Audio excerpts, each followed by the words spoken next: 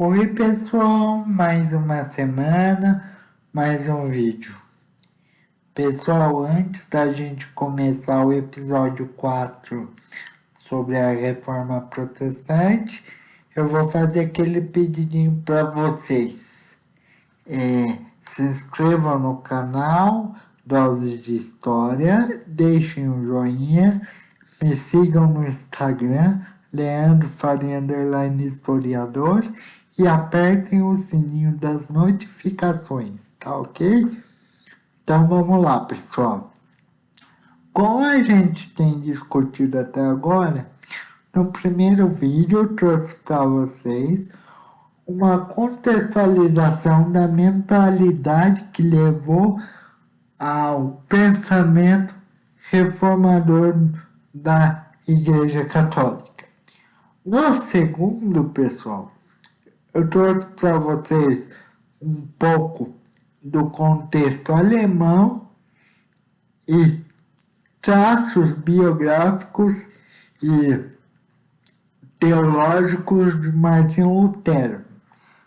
No terceiro, a gente observou o contexto social francês, social político francês e as principais ideias de João Calvino, como, de certa forma, continuador do trabalho de Martim Lutero e difusor de suas ideias com algumas diferenciações. Agora no quarto, pessoal, eu vou trazer para vocês a resposta da Igreja Católica, ou como os historiadores chamam, a Contra-Reforma. Pessoal, esse quarto vídeo se liga intimamente com a nossa série anterior sobre a Inquisição, tá ok? Então, algumas coisas que a gente vai falar tem ligação direta com o contexto da Inquisição. Mas o que eu quero trazer para vocês de mais importante dessa reação da Igreja Católica? É que a Igreja Católica, no começo do movimento reformista, a partir de 1517, que seria o grande marco histórico para divulgação das ideias de Lutero na Alemanha, a Igreja Católica, de início, não enxergava o movimento reformador como necessariamente uma ameaça, e sim como uma coisa ocasional e local. À medida que as ideias de Lutero foram se espalhando, foram se difundindo, principalmente a partir de 1521, em que as obras dele, apesar da processo de excomunhão ter sido finalizado nesse ano e ele perder toda a prerrogativa de religioso que ele tinha, ao mesmo tempo, a partir desse ano, a publicação de suas ideias, apesar da proibição, apesar da condenação da Igreja, né, da Inquisição, de suas obras e sua excomunhão, o processo de difusão das suas ideias continuou e encontrou, a partir de 1530, um apogeu que obriga que no ano de 1545, poucos meses antes da morte de Lutero, que foi em fevereiro de 1546, fosse convocado o Concílio de Trento, que foi um dos principais concílios da história da Igreja. Pessoal, o que é um concílio? Concílio nada mais é do que uma reunião entre as diferentes autoridades eclesiásticas da Igreja de diferentes partes do mundo, nesse caso, no de Trento, que foi na Itália, foi desculpem, foi uma reunião concentrada em autoridades europeias, né? E também voltados para responder algumas questões levantadas pela reforma. Aqui a gente pode levantar 3 pontos fundamentais. Primeiro, maior controle da moral dos eclesiásticos e sacerdotes. Esse controle é representado pelo quê? O celibato. Segundo, reafirmação da importância do culto das imagens.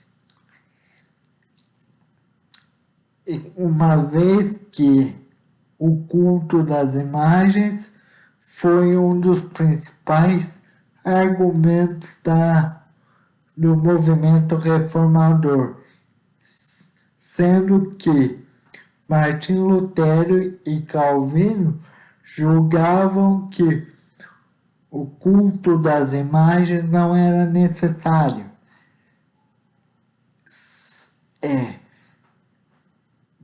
Proporcionando que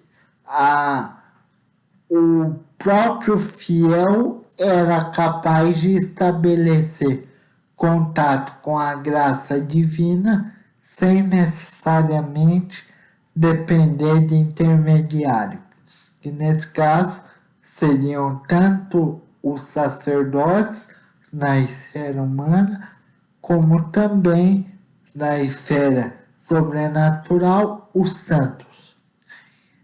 Terceiro, pessoal, a importância da interpretação sacerdotal das escrituras sagradas e a revalorização do papel do sacerdote nesse processo.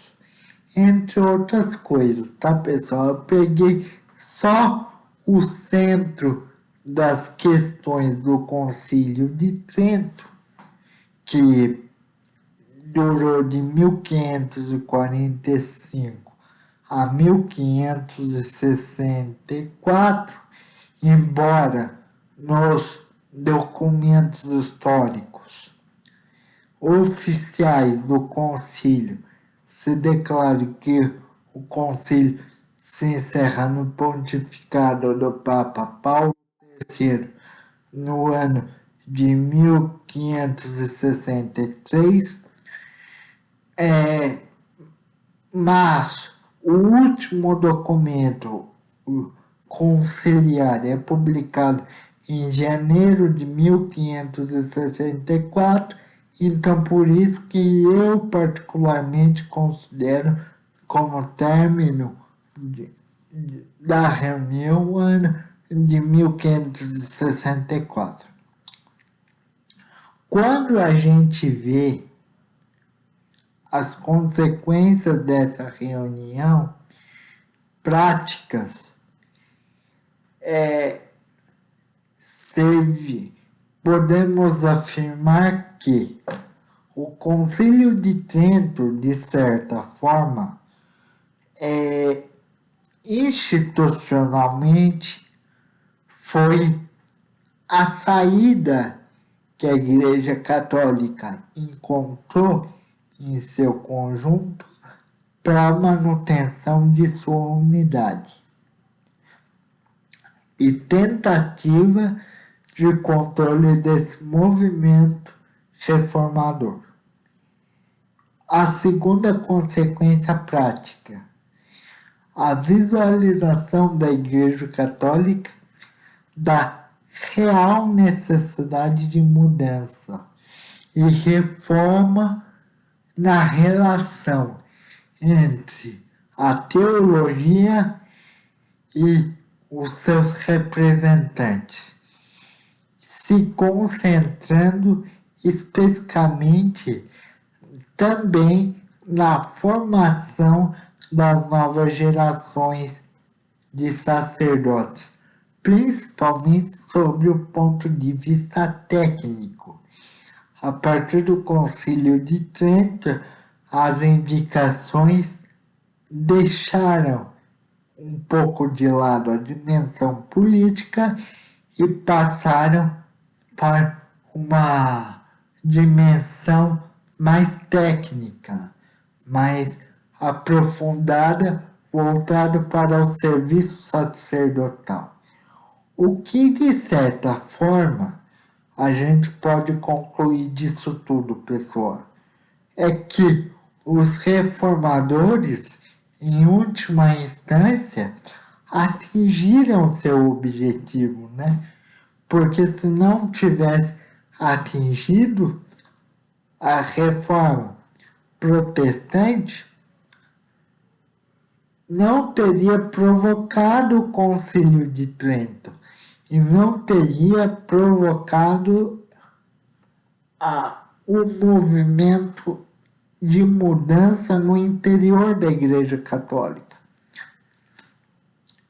Então, pessoal, como a gente vai falar no quinto vídeo, a gente pode considerar que a reforma protestante, de certa maneira, gera uma série de consequências que possibilitam a Igreja Católica se enxergar melhor em seu conjunto para aquele período que ela estava vivenciando. Então, pessoal, espero que esteja ficado claro. Até o quinto vídeo, pessoal, onde a gente vai fazer um panorama geral de tudo isso que a gente está falando até aqui.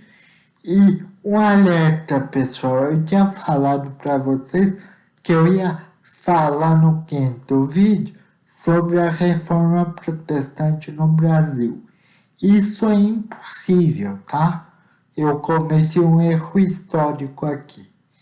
A reforma protestante foi um movimento que não aconteceu aqui, e sim os imigrantes que chegaram aqui no século XIX já eram um outro produto social proveniente da reforma, mas não necessariamente que a reforma chegue aqui no Brasil com o viés alemão, por exemplo, ou francês.